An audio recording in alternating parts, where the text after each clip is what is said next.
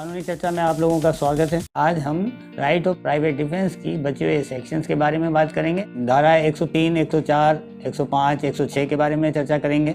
अभी तक हमने राइट ऑफ प्राइवेट डिफेंस के बारे में जो चर्चा शुरू की थी, तो उसके बारे में धारा 96 के अंतर्गत ये बताया हुआ है कि ऐसी कोई भी बात अपराध नहीं है कि जो प्राइवेट प्रतिरक्षा के प्रयोग में की जाती है। अब प्राइवेट प्रतिरक्षा जो है वो दो प्रकार की हो सकती है, जो कि धारा 97 के अंतर्गत आपको पता ही है कि शरीर और संपत्ति की प्राइवेट प्रतिरक्षा का अधिकार हर व्यक्ति को होता है, जो कि धारा 99 के निबंधनों के अधीन होता है। 97 के अनुसार दो प्रकार का राइट रहता है कि पहला कि मानव शरीर को, अपने स्वयं के शरीर को या अन्य किसी व्यक्ति के शरीर की रक्षा के लिए प्रत्येक व्यक्ति को right of private defence, private प्रतिरक्षा का अधिकार उपलब्ध होता है। दूसरा, ऐसे कार्य के विरुद्ध जो चोरी, लूट या रिश्ती या आपराधिक अत्याचार वाला कोई अपराध है, तो उसके विरुद्ध संपत्ति की रक्षा करने का भी उसको अधिकार होता है। ये धारा 97 कहती है। 103 जो आईपीसी की है वो ये बताती है कि संपत्ति की प्रतिरक्षा के अंतर्गत किसी व्यक्ति की मृत्यु कारित कब की जा सकती है, या उस प्रतिरक्षा में, संपत्ति की प्रतिरक्षा में अगर किसी व्यक्ति की मृत्यु कारित हो जाए तो क्या उस अपवाद का लाभ मिलेगा, तो किन परिस्थितियों में, ये धारा 103 आईपीसी आपको बताती है। ये ठीक लगभग उसी प्रकार की है जैसे कि धारा 100 के अंतर्गत वर्णन किया गया है। यदि अपराध में, जिसमें उसका प्रयत्न भी शामिल है, अपराध जो किया जा रहा है चाहे वह उसका प्रयत्न किया जा रहा है, तो अगर वह निम्न में से किसी भांति का है, पहला लूट, रॉबरी जिसको कहेंगे लूट, दूसरा रात्रि गृह भेदन, तीसरा है अग्नि द्वारा रिश्ती, मिसचीफ बाय फायर, चौथा चोरी, रिश्ती या गृह अत्याचार के अगर कोई अपराध है जिसमें मृत्यु या घोर उपत्ति की युक्त आशंका हो, यानी ग्रेवियस हर्ट और डेथ हो जाने की जिसमें आशंका हो, तो राइट ऑफ प्राइवेट डिफेंस, संपत्ति की, उस संपत्ति की रक्षा के लिए किसी व्यक्ति की मृत्यु कारित की जा सकती है। तो धारा 103 जो है वह संपत्ति की प्रतिरक्षा के लिए उपयोग में लाई जाती है। ये जब तक बनी रहेगी जब तक ऐसी आशंका या संकट है। अगर ऐसी आशंका या संकट खत्म हो जाता है तो प्रतिरक्षा का अधिकार भी समाप्त हो जाता है। ये धारा 103 की ही बात मैं कर रहा हूँ। और धारा 104 जो है वो इससे आगे की बात कहती है। धारा 104 के अंतर्गत संपत्ति की प्रतिरक्षा का अधिकार का विस्तार मृत्यु कारित करने से भिन्न अन्य अपहानि कारित करने तक का हो जाता है, यदि अपराध जो है वह धारा 103 में जो वर्णन किए गए उन अपराधों के अलावा, यानी उनके अलावा कोई दूसरा अपराध हो, या उसमें जिस प्रकार उनका वर्णन किया गया उससे भिन्न वर्णन में उस अपराध का किया जाना हो, तो वो अपराध है लूट, रात्रि गृह भेदन, अग्नि द्वारा रिश्ती और चोरी, रिश्ती या गृह अत्याचार, जहाँ मृत्यु और घोर उपत्ति का, ग्रेवियस हर्ट का आशंका हो। तो उसके अलावा अगर अन्य किसी प्रकार का अपराध है, वहाँ मृत्यु कारित करने के अलावा अन्य अपहानि की जा सकती है प्राइवेट प्रतिरक्षा के रूप में। धारा 105 इससे आगे की बात कहती है कि संपत्ति की प्रतिरक्षा का अधिकार का प्रारंभ कब होगा और कब तक वह बना रहेगा। कब उसका प्रारंभ हो जाता है संपत्ति की प्रतिरक्षा का अधिकार और कब वह खत्म होगा है और कब तक वह बना रहेगा। तो यहाँ जो धारा 103 में अपराध बताए गए उनके लिए अलग अलग स्थिति है।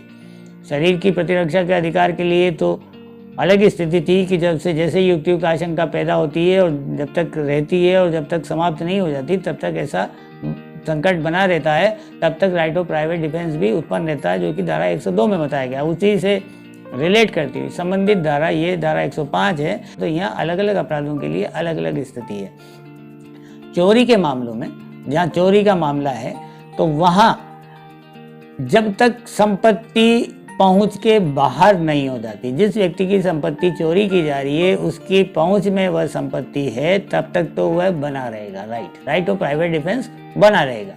लेकिन जैसे ही वह उसकी पहुंच से बाहर हो जाती है, दूर हो जाती है, तो राइट ऑफ प्राइवेट डिफेंस भी खत्म हो जाता है। उसके बाद ये नहीं है कि यहाँ संपत्ति यहाँ से एक पॉइंट से चुराई जा रही है और उसको जब तक वो दिखाई पड़ रही है रोके रख सकता है, प्रतिरक्षा कर सकता है, वहाँ तक तो उसका राइट बना रहेगा। लेकिन वो ओझल हो गई संपत्ति आँख से, तो फिर वो राइट ऑफ प्राइवेट डिफेंस भी खत्म हो जाता है। यहाँ इस बात का जिक्र इसलिए कर रहा हूँ कि घंटे, 2 घंटे, 5 घंटे या 10 घंटे बाद वो प्रॉपर्टी या वो संपत्ति आपको कहीं नजर आ जाती है, तो वहाँ राइट ऑफ प्राइवेट डिफेंस नहीं है आपके पास।